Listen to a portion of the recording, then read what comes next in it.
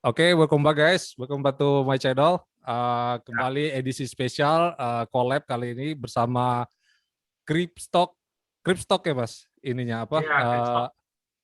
Ya Kripstock. Mat Kripstock ini ditenggarai oleh Mas Andi di sini. Ya, Bisa di sharing dulu Mas apa Kripstock itu apa? Terus background Mas seperti apa? Bagaimana oke pas Mas kalau masuk dunia kripto itu gimana? oh iya, kalau tapi suara saya jelas ya. Ya, jelas sih. Iya. Kalau Kripstock itu saya dulu suka bahas kripto dan stok gitu loh. Jadi aku suka ngoceh-ngoceh sendiri lah di Twitter kan. Dulu kan nggak serame sekarang ya. Mau di pasar modal ataupun kripto ya sama aja gitu, nggak ada orangnya juga, deadline gitu. Nah di situ saya belajar dari 2017 sih, jadi baru banget sebenarnya ya. Dan aku backgroundnya fundamental, jadi most likely saya bayangkan ngebaca daripada laporan keuangan gitu kan. Terus waktu itu Januari saya ditawarin Bitcoin gitu 2017. Saya belum masuk, tapi saya KYC dulu di bitcoin.co.id tuh. Sekarang kan Indodax ya. Iya. Nah, karena nggak enak sama teman, jadi saya ya udahlah saya KYC aja deh. Terus dia per quarter follow up gua gitu. Terus dia bilang, "Di Bitcoin 32 juta." Terus nanti Juni, "Di udah 66 juta loh." Nanti di follow lagi, "Di udah 150 juta." Gue masih belum beli tuh. Iya. Sampai 2017 Desember 300 juta saya baru masuk gitu. Oh Nah, iya. itu kan Kita udah di belajar ujung di sana sana. banyak ya, maksudnya buy at the top gitu ya. Iya, jadi saat itu saya malah di awal saya belajar saya langsung rugi gitu. Loss-nya gila itu. Tapi saya hold. Aneh kan? Jadi pas turun itu tajam banget. Saya masih ingat banget ya. Nah, ya udah, tapi saya hold gitu loh. Valuasi saya sisa 20% waktu itu di dalam, bayangin. Iya. Benar-benar mampus gitu. Itu sih. Ya Jadi asalkan crypto and stock itu ya belajarnya crypto and stock begitu. oh iya. Tapi sekarang saya stock market lagi exit ya. Karena menurut saya masih kurang menggairahkan karena masih sideways begitu. Cuman next aku akan entry kemungkinan tahun depan akhir tahun. Itu komoditas di seluruh dunia lumayan menarik ya, ada hitungannya gitu. Iya. Itu Mas backgroundnya. Oh iya. Ya selama apa ngeholdnya Bitcoin sih aman-aman aja sih Mas. Maksudnya pas Ya, 2017 peak itu masih aman sih menurut aku. Kalau ya, shitcoin ya mungkin udah bangkrut banyak Mas. saya kena kok Bitcoin, Cardano, Ripple, Stellar Lumens, banyak Karena Mas. juga ya. Kena. Nah, sekarang kita udah tahu apa background Mas gimana kan. Terus Mas sendiri mengidentifikasikan dirimu sebagai Bitcoin maksimalis atau enggak? Soalnya Mas pernah masuk ke shitcoin juga kan. Bisa di-share mungkin ke audiens. Kalau aku sih sebenarnya bukan maksi ya. Menurut saya, lu bisa jadi Bitcoin maksi ya kalau misalkan lu punya Bitcoin di atas 1.000 keping ya. Kalau saya pribadi ya. Karena kalau posisi saya sekarang, ya lu harus memaksimalisi you punya profit gitu loh. Untuk mencapai apa yang lu mau. Itu yang penting sebenarnya. Jadi saya lebih penting kepada bukan labelnya, tapi bagaimana saya menghadapi hidup ini gitu loh. Jadi jauh dari itu. Jadi jauh daripada label lu Bitcoin maxi, lu shitcoin hunter, atau lu investor atau apa, menurut saya itu hal nomor dua ya. Menurut saya hal pertama itu adalah lu memakai instrumen ini, lu bisa mencapai apa yang lu inginkan di hidup ini gitu. Jadi selesai. Jadi karena Bitcoin, akhirnya saya mencapai apa semua yang saya mau ya. Hal-hal yang saya mau mungkin masih murah lah, maka bisa dicapai dalam waktu ya kurang dari setahun ya. Karena kan kita tahu ini Bitcoin bulan belum setahun ya.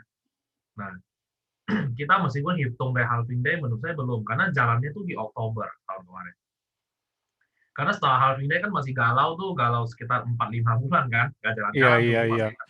Itu sideways terus itu kemarin. Iya, itu galau banget sih, gue masih ingat banget tuh. Nah, jadi sebenarnya kalau saya altcoin kita lihat kalau potensialnya bagus, ya kita ambil gitu loh, take the chance untuk mengambil profit supaya lu bisa nambah profit lu dan stack kembali ke Bitcoin gitu. Karena di ujung di end game ini, lu harus punya Bitcoin yang cukup banyak karena lu accumulate terus menerus gitu loh. Makanya makanya dulu aku cukup miss the chances ya, kayak misalkan 2 kali hal besar yang saya lewatkan adalah di Synthetix yang pertama. SNX itu naik sampai 69.000%, saya masih ingat nih. Waktu itu saya di info September 2020. dibeli sintetik gitu kan. Saya nggak percaya gitu. Apa ini DeFi? Apa sih DeFi? Ya kan? Terus yang kedua, dibeli BNB. Itu dari $10, saya masih ingat. Saya nggak mau. Karena saya nggak ngerti launchpad, saya nggak ngerti apa yang mau dia bikin, si CZ segala macam, cara gorengnya gimana, saya belum ngerti. Karena kan saya fundamental banget ya orangnya. Ya kalau nggak Bitcoin ya ETH gitu. Ya syukurnya masih ada ETH dan Bitcoin gitu loh. Nah makanya during the time saya lihat harusnya kayak VeChain misalnya kan 6 kali lipat juga. Nah itu harus kita lihat opportunity-nya. Jadi meskipun use case-nya dibilang ya use case-nya seperti mimpi indah semacam ya, tapi Uniswap terbukti gitu. Uniswap saya banyak gitu. OneIn saya banyak. Gitu. Nah itu yang cukup menyelamatkan saya. Kalau enggak sih bakal bego banget sih di bulan kali ini lu nggak dapat apa-apa gitu. Harus profit, jangan mikir Yap. aneh-aneh. Ya, tadi Mas sempat sebutkan bahwa Mas ini apa Bitcoin dan Ethereum ya yang holdingnya lebih banyak ya. Apakah itu Ya, sama alasannya dengan Mas Kris kemarin apa masalah likuiditas Mas? Apa ada sesuatu yang lebih dari itu Bitcoin dan Ethereum? kalau kita cerita Bitcoin ya, hal yang mesti kita pahami adalah Bitcoin itu kan tidak ada yang orang yang kontrol. Itu tidak ada CEO-nya, nggak ada investornya. Yang ada adalah desentralisasi dan pemerataan ke semua kita orang kan. Nah itu yang saya suka konsep itu. Makanya konsep ini menurut saya pribadi itu more valuable than gold. Kenapa? Karena limited supply. Terus dia punya semua nggak bisa dihack mau 51% apa itu mimpi lah. Nah, karena ini tuh kalau mau hack, lu hack itu pas halving-nya baru jalanin nodes pertamanya di Bitcoin gitu. Itu Iya. baru bisa dihack. Karena belum terdesentralisasi, belum terdistribusi dengan baik. Kalau sekarang kamu mau hack macam mana? Lu udah hack pun biayamu udah habis. Buat apa tujuanmu? Hanya Iya. ingin mendestroy Bitcoin. Itu kan menurut saya konyol sekali gitu. Nah, kalau saya melihat Bitcoin itu more than valuable lah. Itu sesuatu yang akan mengubah hidup banyak orang, sama mengubah bagaimana bumi kita bekerja gitu. Cuman by the time aja. Mungkin ini tahun 2021 bulan Mei tanggal 11 saya ngomong ini gitu ya. Masih mungkin akan kedengarannya agak gila gitu. Karena bayangan kita, masyarakat kita nih di Indo, itu melihat Bitcoin itu hanya pamendam game, hanya buy low, sell high. Gitu. Dia nggak melihat sesuatu tuh jauh ke depan, ya padahal PNB itu sebenarnya di saham gitu. Pamendam tuh di saham sebenarnya. Itu bukan Iya. di Bitcoin. Nah, makanya belajarlah Bitcoin itu apa, baru lu kembali lagi ke market gitu. Terus yang kedua, kalau kita lihat ETH ya, kita lihat ETH ini Mark Cuban itu, ini selain liquidity yang tinggi ya, saya sih tidak begitu melihat likuiditas menurut saya nomor 2, nomor 3 lah. Menurut saya yang harus dilihat tuh hal pertama adalah kegunaan dia, use case dia apa. ETH itu kenapa begitu valuable? Kenapa pas $100 saya tiap hari ngomong ETH itu $10.000. Orang bilang GSP-nya bakal membunuh semua usernya kalau harga segitu segala macam. Oke, sekarang perkembangan teknologi. Ingat ya, ini instrumen teknologi. Ini bukan perusahaan yang cuma financial report. Teknologi itu pertumbuhannya eksponensial. Itu harus kita tahu. Karena kan saya basicnya sarjana komputer ya. Jadi memang saya suka dunia teknologi. Bagaimana saya ikutin perkembangan GPU misalnya ya. Itu benar-benar eksponensial. Series 2 dan seri 1 tuh bisa jomplangnya jauh betul gitu loh. Nah, itu yang disebut dengan growth-nya eksponensial teknologi.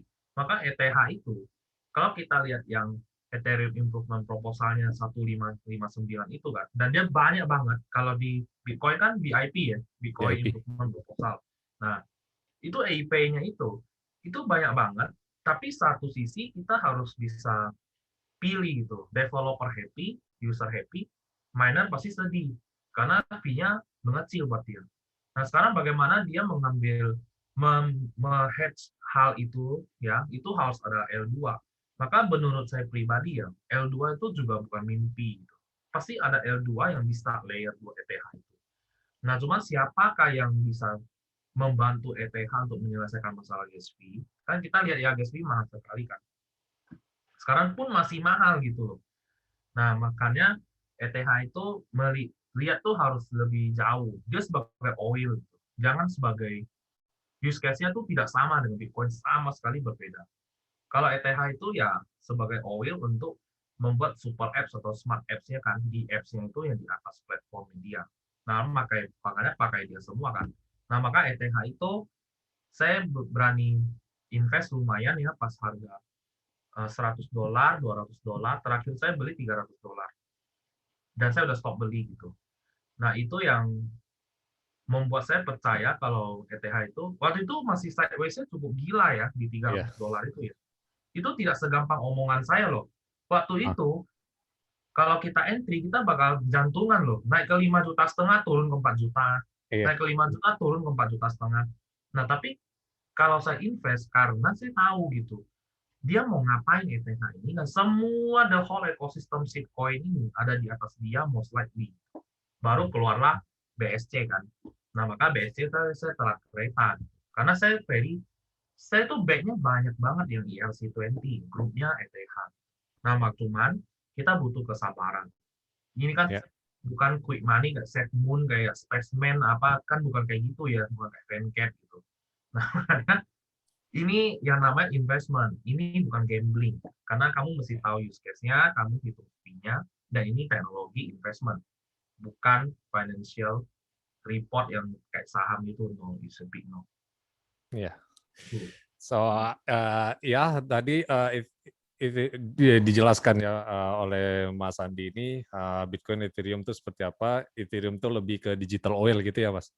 Ya, Kalau Bitcoin lebih ke digital gold gitu ya, karena ya, maksimum more supply than tadi. gold sebenarnya. Oh, more than gold. Dan apa? Ya itu tentang Bitcoin dan Ethereum. Sekarang balik lagi ke ini tadi, Mas. Mas sebutkan bahwa Mas ini apa? Mas dari sarjana komputer ya, lulusan komputer ya. Apakah Mas Ya, ini apa programming juga, maksudnya blockchain developer juga, atau seenggaknya ngerti Bitcoin white paper atau masalah di GitHub ini, Mas? kalau saya bukan developer, karena kayak saya di Eskom itu sebagai sistem informasi. Jadi most likely itu aku orang yang menulis flow. Jadi flow daripada atau use case kayak misalkan kita baca flow itu ya, misalkan si synthetics tuh flow-nya dia mengatakan dia bakal begini, begitu, begini. Nah, itu kita membaca itu gitu. Dan yang menulis itu adalah orang-orang SI biasanya. Karena kita yang harus menerjemahkan orang-orang teknologi, IT yang benar-benar coding, developer gitu ya. Kita dia ke kita menerjemahkannya dalam bentuk bahasa manusia ke masyarakat. Nah, itu fungsi saya sebenarnya. Jadi, I'm not a coder gitu. Aku bukan coder. Oh, Tapi kalau ditanya lu baca GitHub atau apa gitu, saya enggak sih. Karena enggak sampai sedalam itu, tapi kita mau harus ngerti-ngerti dikit lah gitu. Jangan terlalu kosong juga gitu loh, karena kembali lagi ini adalah teknologi. Jadi teman-teman harus lumayan paham teknologi. Jangan kosong-kosong lah ya, bahaya. oh. So ya itu tadi ininya apa Mas background dari Mas Andi. Terus Iya, ini Mas, tadi Mas kan nyebutkan Mas juga trading di stok, itu udah berapa lama ya? Terus kalau menurut Mas Bitcoin sama stok ini correlated atau enggak ya? Soalnya ada perdebatan di luar sana yang menganggap bahwa oh Bitcoin ini uncorrelated asset, tapi ternyata pas tadi malam stock market anjlok, S&P 500 dan Dow Jones, malah Bitcoin ikutan anjlok juga tadi koreksi. Menurut Mas tuh gimana? kalau saya di dunia saham baru 4 tahun ya, 2017. Karena bagi saya masih baru banget gitu ya, makanya masih butuh banget belajar yang aneh-aneh gitu, banyak banget. Kalau saya pribadi sih, kalau misalkan lu bilang Bitcoin korelasi dengan stock market, itu sebenarnya ada hubungan tapi tidak langsung. Ada korelasinya tapi nggak langsung. Jadi saya belajar sesuatu yang namanya psychological market. Jadi saya kan ada di grup di Swedish Investor ya. Jadi di sana di Europe itu saya belajar sesuatu yang tentang mindset atau psychological di dalam suatu financial market itu bergerak. Jadi kenapa itu bisa berhubungan tapi nggak langsung? Contoh 2020 Maret dan April itu semua black swan COVID crash ya kan? Itu terjadi panic selling di stock market yang karena memang fundamentalnya jelek banget. Itu kita exit itu 2020 Januari udah exit. Selain memakai Astro Finance yang hitungnya ya, kita lihat secara fundamental, itu benar-benar benar-benar tuh kehilangan napas udah dari 2017 gitu loh, perjalanan grafik. Misalnya kita lihat technical analysis, terus yang kedua kita lihat isinya, perusahaan-perusahaannya tuh growth-nya tuh semakin tipis gitu loh. Semakin tipis kan menandakan napasnya semakin dikit ya. Nah, dari situlah kita exit langsung crash gitu. Sebenarnya itu ada hubungan dengan fundamental ketika black swan terjadi. Nah, apa hubungannya psychological market dengan Bitcoin? Ketika seluruh dunia financial market itu crash, otomatis orang yang megang barang di kripto, khususnya retailer, ya, bukan big funds, itu pasti lomba buang barang juga. Karena orang akan megang cash. Di saat itu namanya cash is the king. Nah, makanya semua akhirnya cash out. Siapakah yang entry? Orang-orang gila yang entry. Ya, salah satunya saya. Dan itu saya hanya berani entry ETH sama BTC. Waktu itu udah panik banget, saya masih ingat, awal April. Itu saya cut loss semua Ripple, Stellar Lumens, Cardano, semua saya buang. Saya masih hold, bayangin, dari 2017 loh. Itu saya nggak cut loss loh. Sampai detik itu saya baru cut loss. Saya bilang ke teman-teman saya juga, yang waktu itu teman-teman dekat, kita semua sekarang fokusnya BTC sama ETH. Titik, saya bilang. Saya tidak akan, saya ada masuk ke stock market dikit waktu itu ya, kayak Antam, Medikarya, dan beberapa. Nah, habis itu saya bilang kalian harus menyelamatkan dirimu sendiri. Nah, dari situlah kita ada psychological market yang terjadi. Jadi harga itu adalah persetujuan di dalam semua player gitu. Jadi semua player tuh setuju bahwa cash is the king. Di saat itulah semua cash out. Nah, di saat itu kan semua langsung kacau balau ya. Itu saya lihat sampai Bitcoin itu turun dari resistennya dari supportnya selama 11 tahun ya. Itu membentuk candlestick merah loh. Itu udah bahaya banget. Iya. Itu kayak kita agak hilang common sense ya waktu itu ya. Saya cuma percaya dengan white paper 8 halaman itu sih. Iya. Makanya yang 1 halaman terakhir kan referensi kan. Nah, 8 halaman itu kita percaya, kita cemplung. Dan itu ingat ya, sebenarnya masih ada satu technical analysis yang kita masuk ke Bitcoin. Meskipun Black Swan, harganya tidak balik ke $3.000 loh, jangan salah. Itu Iya. $5.000 loh, saya masih ingat loh. Berarti apa? Membentuk higher low. Boleh beli nggak? Beli. Nah, makanya masuk. Gitu. So ya, jadi kita udah lihat sama-sama ya guys. Maksudnya Mas Andi ini pas perjuangannya masuk pas resesi kemarin, ternyata dia nggak cut loss tapi dia masuk lagi ya. Jadi sama kayak Mas Kris kemarin ini apa ceritanya.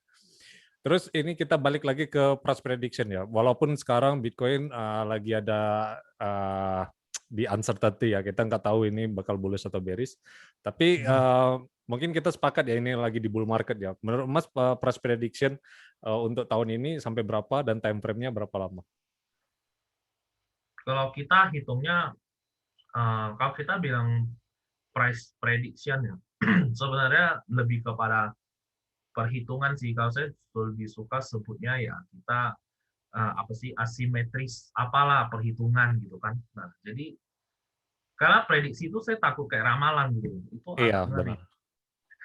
Karena I never predict the market. Jadi saya nggak pernah predict the market, saya hanya hitung. Nah, berdasarkan apa yang saya tahu gitu, informasi yang saya punya, data yang kita collect gitu ya. Jadi kalau lihat dari block head-nya si Bitcoin ya, saya suka lihat block head-nya juga. Jadi block mining reward lah. Berapa blok yang telah diselesaikan? Per 70.000 blok. Karena kan 210.000 blok kita halving day ya. Nah, Iya. jadi per 70.000 itu ada satu fase. 0 sampai 70.000 itu fasenya bull. Sekarang sudah mencapai berapakah blok yang telah kita selesaikan untuk halving ketiga ini? Kita baru menyelesaikan sekitar 680, kita menyelesaikannya sekitar 50 atau 45.000 blok ya. Berarti kita masih ada sisa sedikit lagi. Kita udah lebih dari setengah jalan. Dan itu akan approximately-nya kayak sehari kita bisa menyelesaikan sekitar 120 sampai 140 blok ya. Jadi kalau dihitung dari sekarang, kita itu akan berhenti atau bloknya mencapai 70.000, 0 sampai 70.000 itu di September. Tanggalnya itu dari 11 sampai 21. 10 sampai 11 sampai 21 September itu sudah masuk ke momen puncak ya 70.000 blok. Habis itu biasanya selama historical data yang ada 70.000 sampai 140.000 adalah fase di mana bear market datang. Jadi akan datang dan menghancurkan semua mental retail dan para spekulan gitu ya. Itu bakal babak belur, bakal banyak yang bangkrut ya. Ingat ya, ini pasti terjadi. Karena saya waktu itu pernah di Clubhouse ditanya sama Pak Triawan Munaf gitu ya. Jadi cara kita mengeducate market biar nggak bleeding gimana? Saya jawabnya cuma satu. Pak, market hancur itu hukum alam. Pak. Jadi from dumb money pindah ke smart money. Itu tidak bisa diubah. Kamu tidak bisa educate itu. Apapun yang kita ngomong, orang akan tetap beli doge. Tidak bisa. Ini namanya hukum alam. Setiap orang harus belajar dari kekalahan. Kalau tidak bisa belajar dari kekalahan, exit dari market. Cuman dua itu. Nah, itu jawaban saya. Nah, makanya ketika bear itu datang, kemungkinan tahun 2022, saya ini akan exit dari market dulu, dan saya mau istirahat setahun kemungkinan. Dan saham pun saya tidak entry. Gitu. Karena itu fase lagi jatuh, kita jangan mencoba untuk menangkap pisau jatuh, itu ingat pertama. Yang kedua, kita tunggulah sampai pisaunya nancap di tanah, di dasarnya di berapa. Nah, jadi blockhead itu ketika masuk ke 140.000 sampai 210.000, itu akan memasuki fase accumulate. Di fase accumulate itulah by onsen data, by technical analysis, logarithm regression band misalnya. Nah, kita udah boleh koleksi lagi tuh. Kalau ditanya bos-bos, aku mau masuk nih agak gila gitu dananya. Mau masuk all in segala macam. Kapan ya, Di? Ya saya kasih tahu dia. Pak, tunggu accumulation phase-nya sudah mulai, baru kamu boleh cemplungin semua kepalamu deh. Kalau sekarang tuh jangan. Sekarang tuh udah tengah jalan. Tiba-tiba reversal gimana? Tidak ada yang tahu loh. Kalau fase akumulasi tiba-tiba reversal, ya reversalnya buluran. Bukan reversal black swan kayak COVID. Itu jarang terjadi. Nah, maka hal itu, kalau ditanya harga dari yang lu telah hitung, berdasarkan logarithm regression band, berdasarkan onsen data, berdasarkan blockade, ya, itu semua dapatnya di 148.000 US dollar, ya. Jadi sekitar 2,2 miliar sampai 2,3 miliar per keping Bitcoin. Itu mau pakai Astro Finance pun dapatnya di angka itu.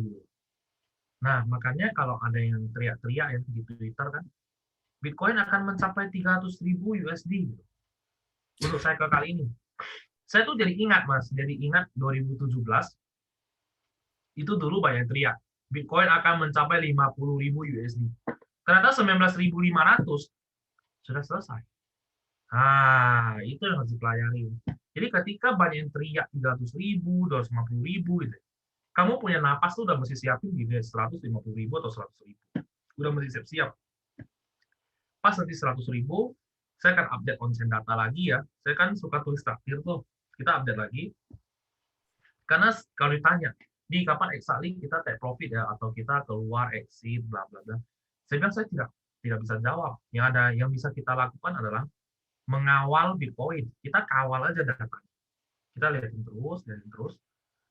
Nggak apa-apa kamu spend time ya. Karena di dalam bull ini adalah tempat kamu cari duit cepat dan banyak. Ingat ya. Jadi kamu kawal terus sampai hari hanya ketika sudah overbought, indikator semua udah merah ya. Itu kayak Mayer Benz, multiple, pure multiple, S2F ya, stock to flow ratio, MVRZ.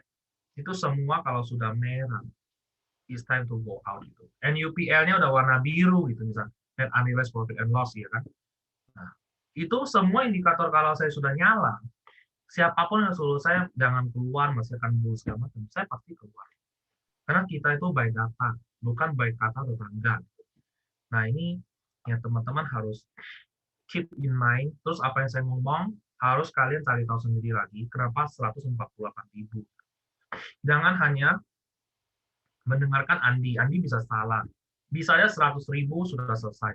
Bisa aja setelah saya jual di 150.000, ternyata ke 200.000. Itu semua bisa terjadi. Ya, tapi ingat, secara historical data, belum pernah yang namanya overextend-nya sampai segitu jauh jomplangnya. Ingat ya. Misalnya di 150.000 logarithm regression band, Tidak ada yang extendnya sampai ke 200.000 kayak naik sampai 35% lagi. Nggak ada.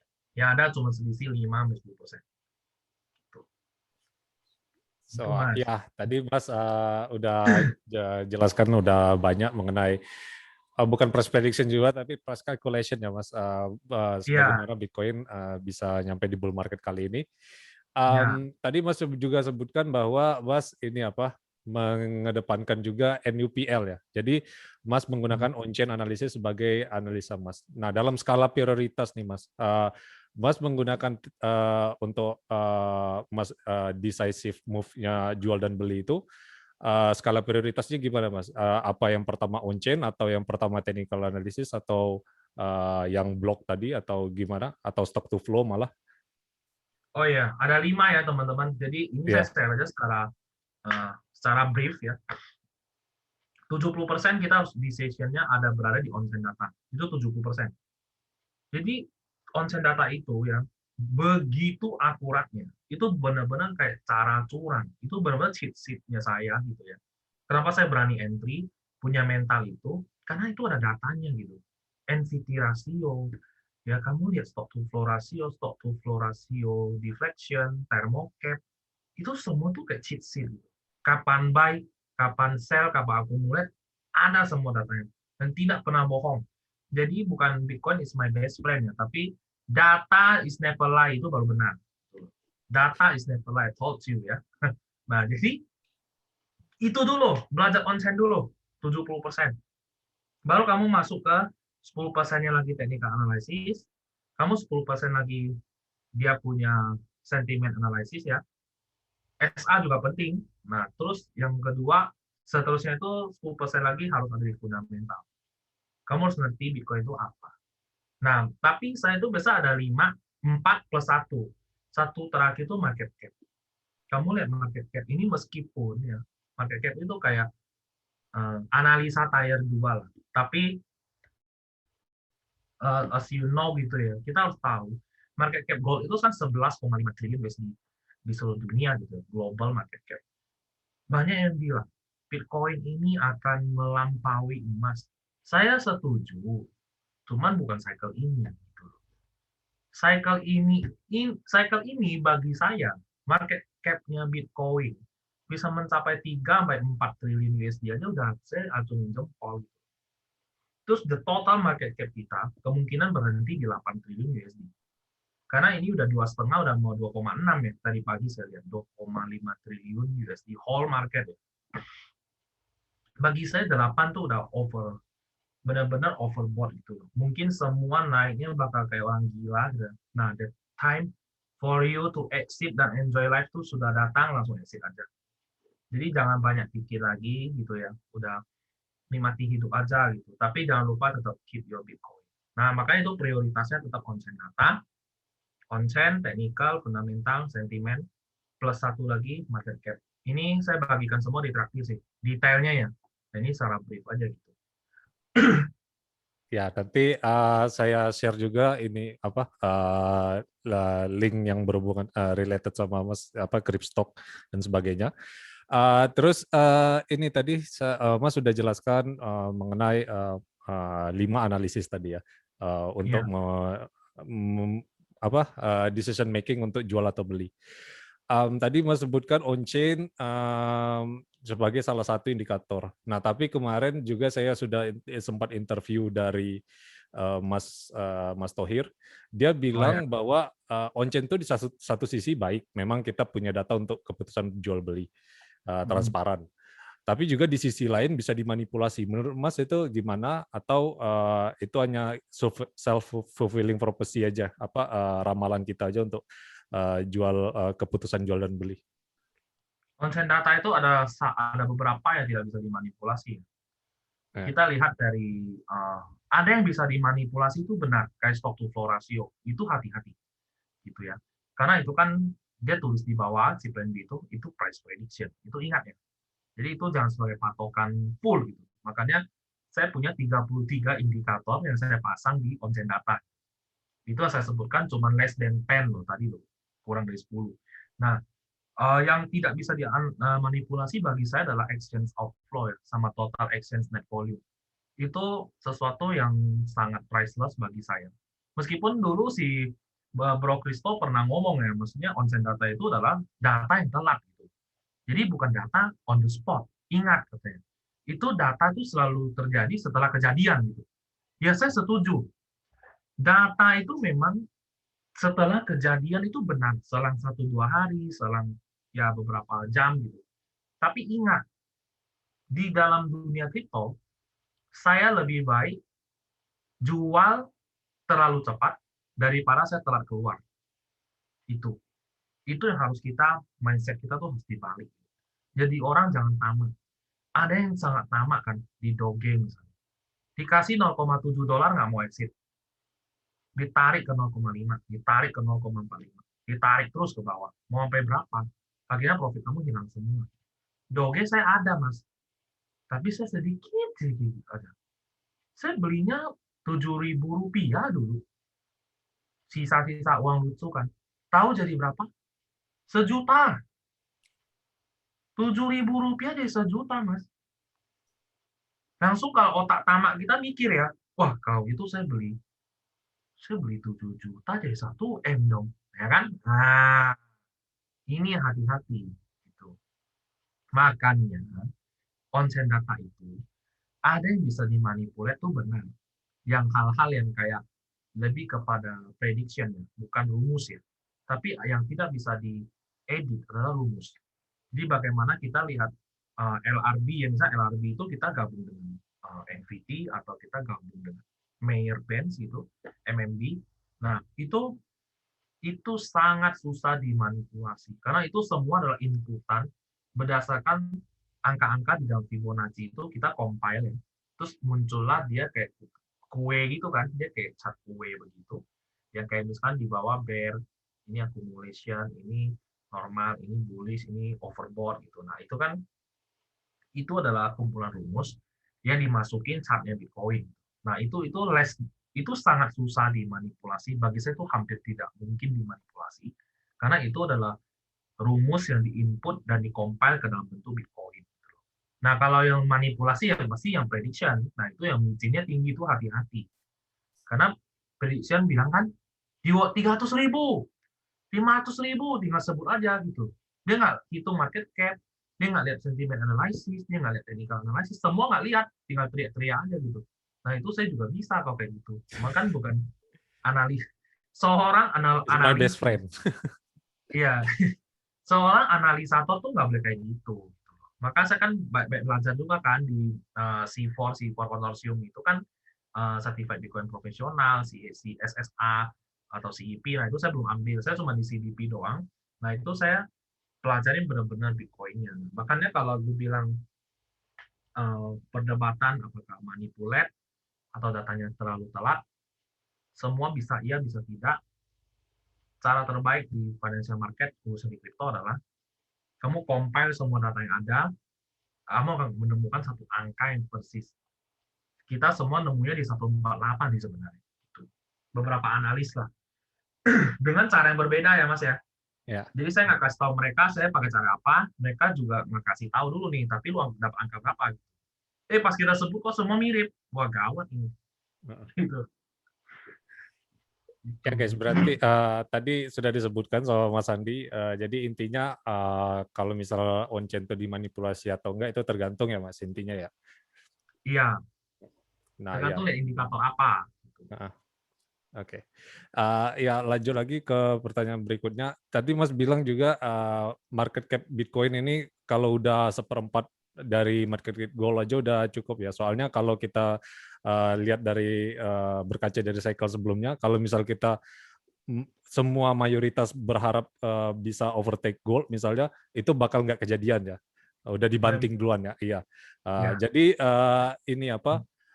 Itu udah Mas jadikan target. Jadi Mas di sini punya exit plan. Bisa dijelaskan untuk para noob sekalian cara exit plan untuk cycle ini, Mas?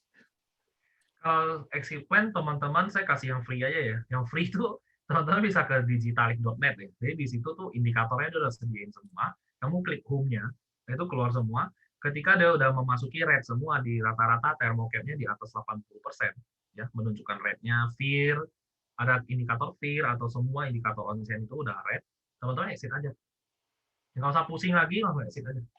Kalau teman-teman baru di dunia Bitcoin, dan mungkin akumulasinya tuh cukup mahal, kayak di atas 50.000 USD atau 40.000, udah langsung exit aja gitu. Jadi, there is no looking back lagi, atau lu mau tabung sedikit Bitcoin, sisa sedikit, silakan. Gitu ya. Itu tergantung you punya plan.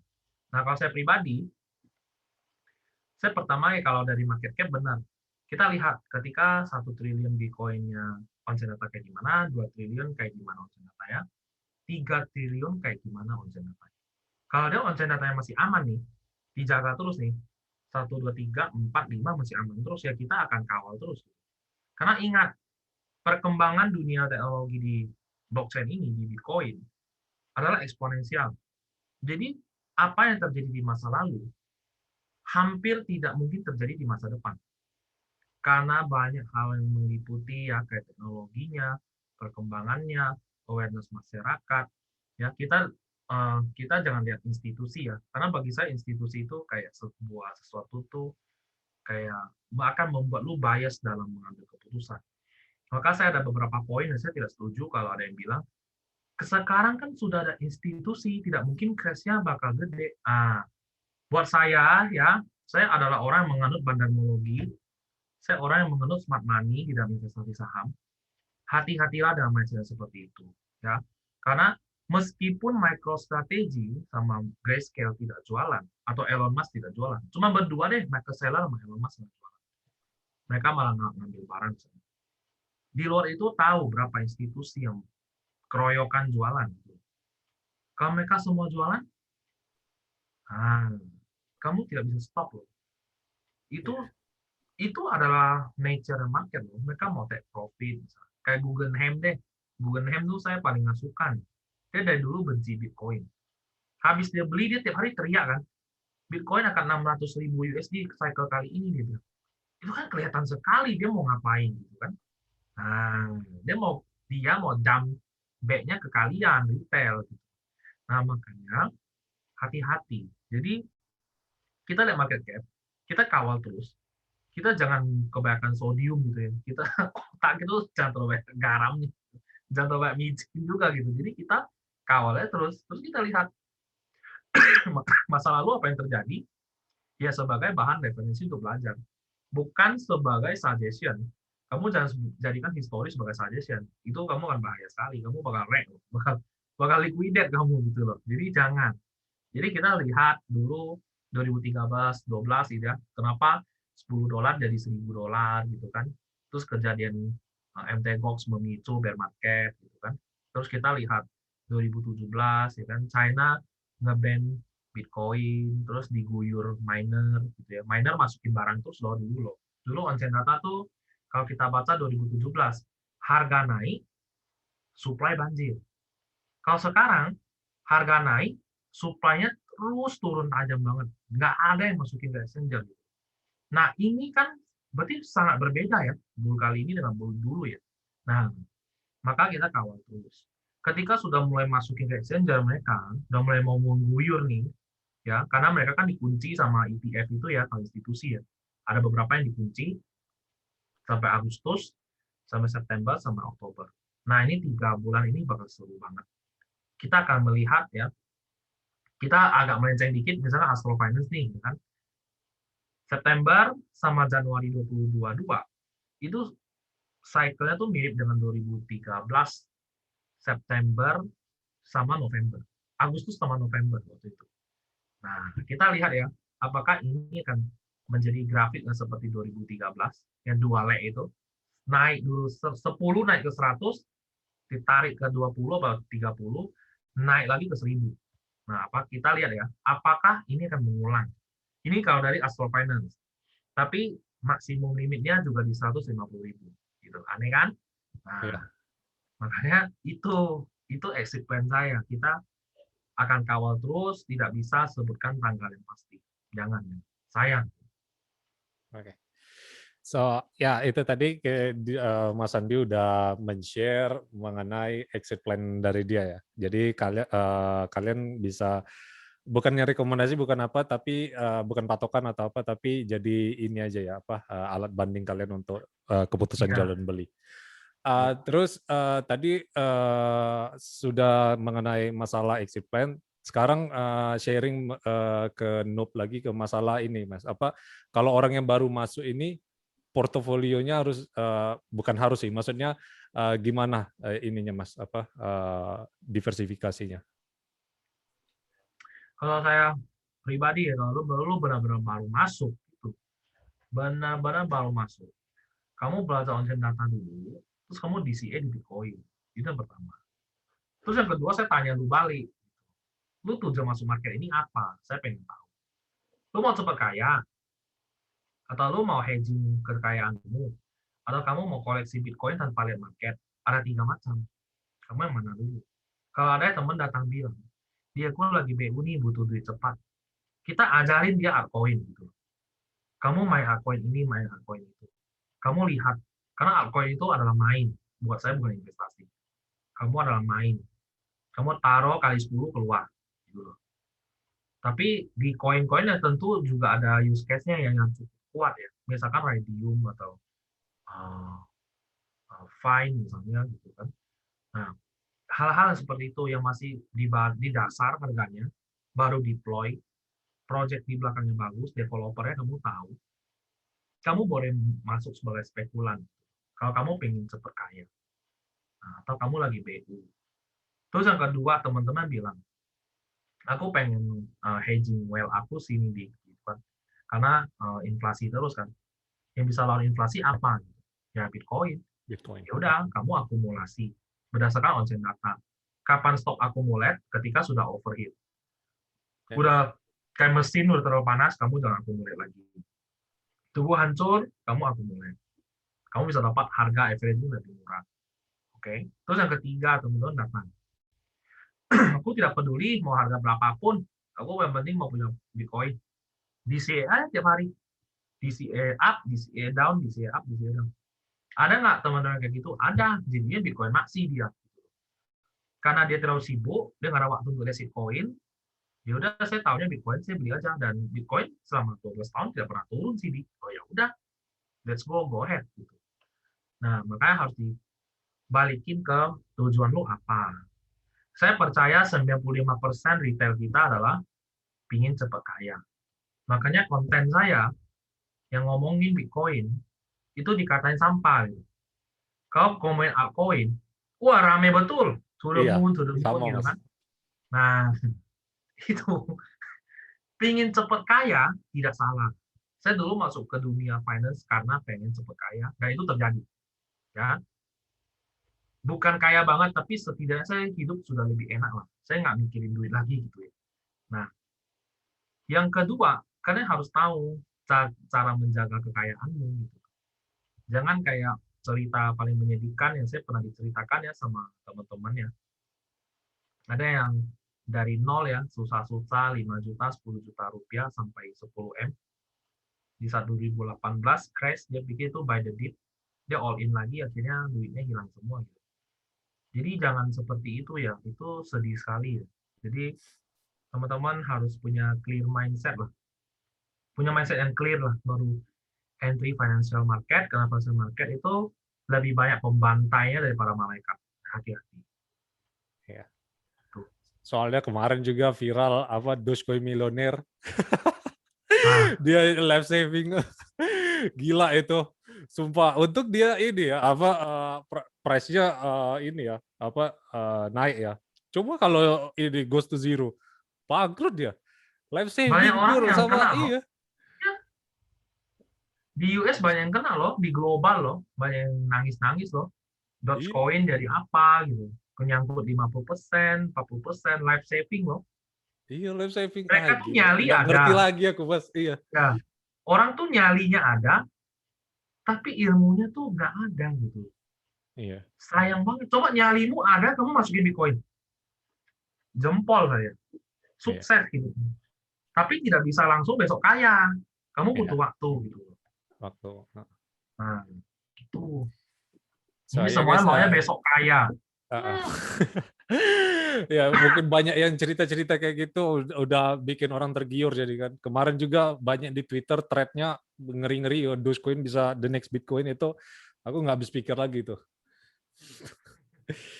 Ya udah tadi guys udah dijelasin sama Mas Andi mengenai ya kalau kalian baru di dunia Bitcoin, masih noob di dunia Bitcoin, lebih baik DCA aja ketimbang kalian harus cepat kaya besok ya. Jadi kita Iya. udah ada di penghujung acara nih guys, nggak kerasa udah hampir mau sejam. Jadi sebelum ditutup, saya ada pertanyaan apa versus kayak gini. Ntar Mas jawab aja ya. Oh ya, fire Oke. question. Ya, Iya, rapid fire question. question. Gitu. Uh, Satoshi atau Vitalik? Satoshi dong. Satoshi. Proof of work atau proof of stake? POW dong. POW. Proof of work. Binance atau Coinbase? Coinbase. Saham atau kripto? Crypto. Elon atau Bezos? Elon. CeFi atau DeFi? DeFi. Ya udah Mas, itu aja. Makasih udah join di collab kali ini. Nanti akan saya share link related di deskripsi. Makasih Mas, itu aja mungkin untuk konten kali ini. Mungkin kalau ada kesempatan mungkin pas peak-peaknya nanti ya kita collab lagi ya, atau ngelihat Ya, kita apa live omongan live Mas di belakang, iya apa rewind live omongan Mas trading. gimana. Ya, ya udah guys, itu aja. Leave a like, subscribe to my channel ya.